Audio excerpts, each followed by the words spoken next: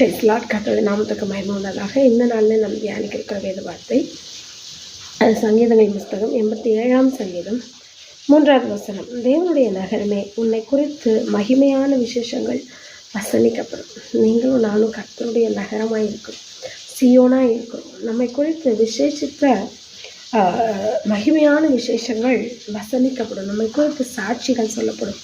நம்ம வாழ்க்கை குறித்து இவங்க எப்படிப்பட்டவங்க, இவங்க கர்த்தருடைய பிள்ளை, கர்த்தருடைய தாசன், இவர்கள் கர்த்தருடைய ஊழியக்காரர்கள், இவர் கிறிஸ்தவர்கள், இவர்களுக்கு தேவன் நன்மை செய்தார் என்று சொல்லி அநேகர் சொல்லத்தக்கதான மகிமையான விசேஷங்கள் நம்மை குறித்து வசனிக்கப்படும் என்று கர்த்தர் சொல்லுகிறார்.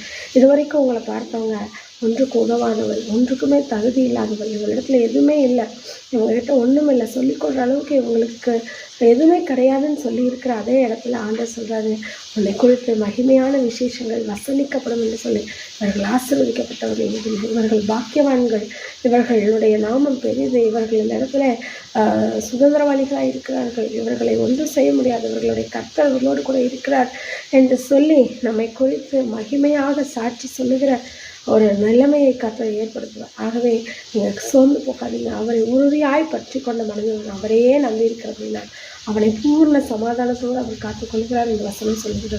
உங்களுக்கு ஒரு பூர்ண சமாதானம் வரும், கலக்கங்கள் மாறும், ஆறுதல்கள் வரும்.